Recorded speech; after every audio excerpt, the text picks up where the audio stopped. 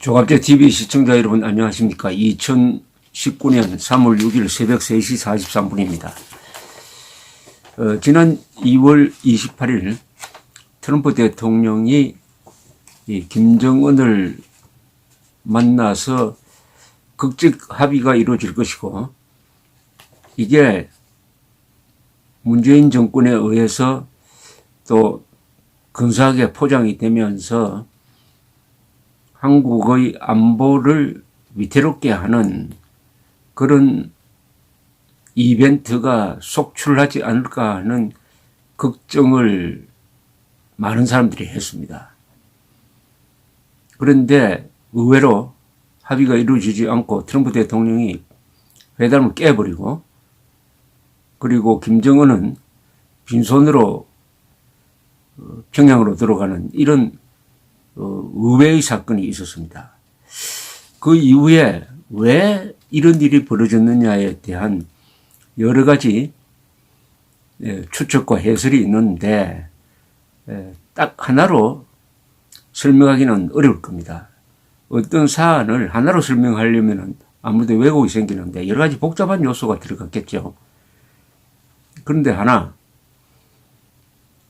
그날 새벽까지, 그러니까 28일 한국 시간으로는 새벽까지 계속되었던 미국 하원의 청문회가 있었습니다. 즉 트럼프 대통령을 한 10년 이상 가까이에서 모셨던 마이클 코언 변호사가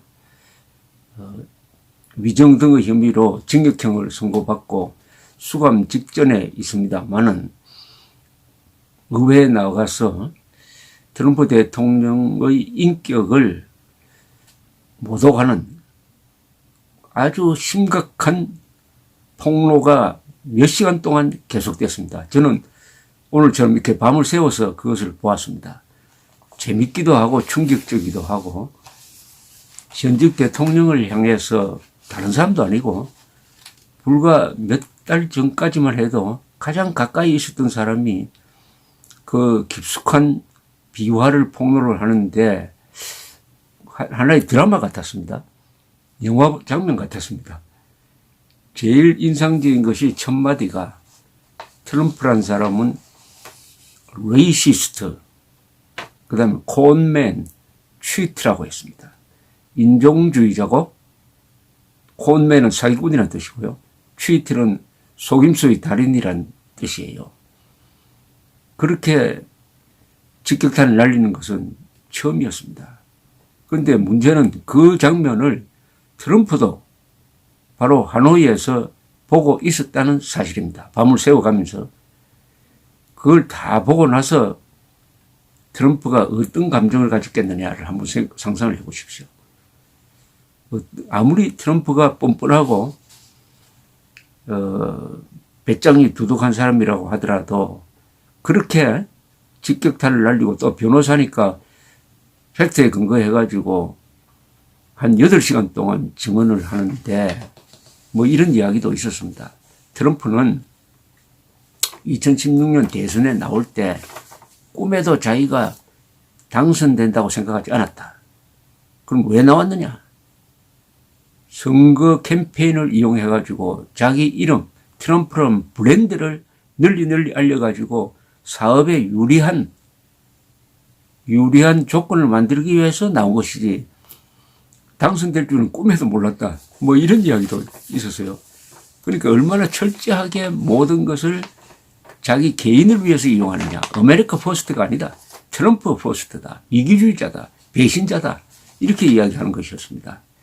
그래서 제가 그걸 쭉 지켜보다가 밤에 이 조갑제 TV에 비디오를 올렸습니다. 동영상을 올렸어요. 올리면서 제목을 이렇게 달았습니다. 이 코언의 폭로는 하노이 회담에 영향을 줄 것이다. 하노이 회담에 영향을 줄 것이다. 제 느낌은 그것이었습니다. 트럼프가 이걸 볼 텐데 어떤 형식으로라든지 이 회담에 영향을 주겠다는 생각이 들었습니다. 그런데 어떤 방향으로 영향을 줄지는 저도 몰랐어요.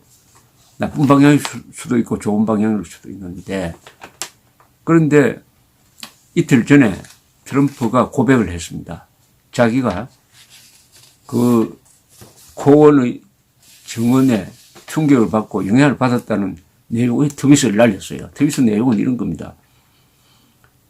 민주당이 범죄자를 공개적으로 인터뷰를 해가지고 해외에 나가 있는 대통령을 욕보인 것은 미국 정치에 대한 모독인데, 그것이 내가 그 회담장에서 걸어 나오는데 일조를 했다, 이렇게 고백을 했습니다.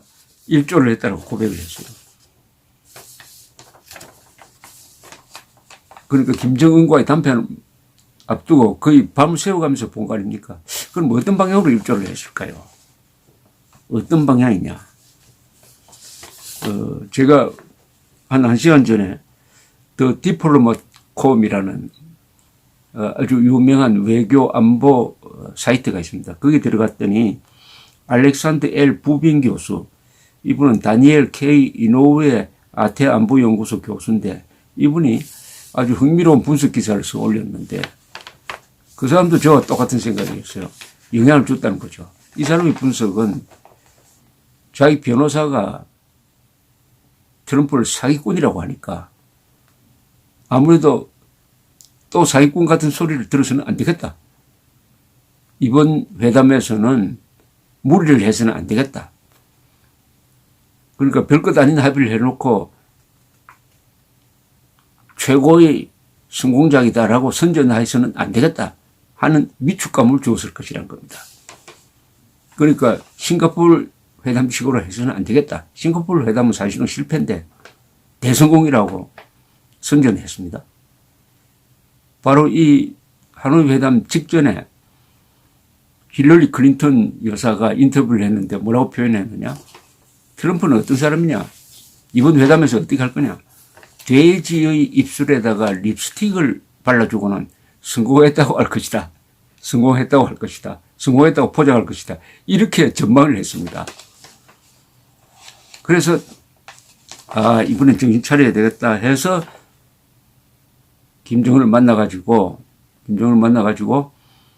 북한 핵 전부 없애버리라. 전부 없애라. 이렇게 아주 강경한 요구를 하고, 거기에 대해서 김정은이가 영변 핵시설만 없애고 그 대신 제재는 풀어줘야 되겠다. 이렇게 제안을 하니까 그것을 차버렸다는 거죠. 즉 트럼프의 심리 속에는 내가 사기꾼이라는 쇼맨이라는 이야기는 안 드려야 되겠다 하는 심리가 작용했다는 겁니다. 아주 흥미롭지 않습니까? 그래서 깨고 들어갔더니 미국 여론은 반반이에요.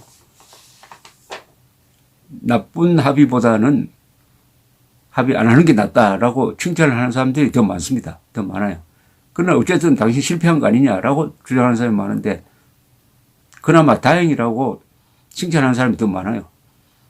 특히 민주당 사람들이 트럼프 잘했다고 이렇게 칭찬을 해서 그 부분은 아마 의외로 받아들였을 겁니다.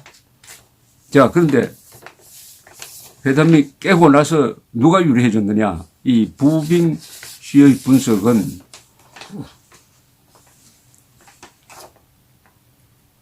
김정은이가 약한 입장이 되고 트럼프가 느긋한 입장이 됐다는 겁니다. 그러니까 깨물어서 김정은이가 입장이 약하게 됐다. 그 가장 큰 이유는 북한에 대한 제재는 계속된다는 거죠. 그러니까 이번에 김정은이가 보여준 약점은 자기의 패를 다 보여주고 자기의 약점을 드러냈습니다. 즉 제재가 먹힌다는 거죠. 한사코 제재를 풀어달라고 했거든요. 그런데 이른바 스몰 딜을 할 수도 있었어요. 말하자면 평양에 무슨 미국의 대표부를 만든다든지 또는 종전선언 이런 걸 할 수도 있었는데 김정은은 의외로 거기에 대해서는 별 관심이 없고 오로지 제재를 풀어달라고만 했어요. 그것은 얼마나 다급한지를 스스로 고백한 것이 되니까 약점을 드러냈던 거죠. 그럼 앞으로 어떻게 될 거냐. 이 부빈 교수의 이 전망은 이렇습니다. 5가지 시나리오입니다. 첫째는 도발하고 나올 것이다. 두 번째는 핵실험이나 미사일 발사는 하지 않고 계속 핵 능력은 증강시킬 것이다. 계속 그런 핵폭탄은 계속 만들 것이다. 이거죠. 지금 한 65개 보는데 이대로 가면 한 몇 년 안에 100개까지 만들 수 있습니다.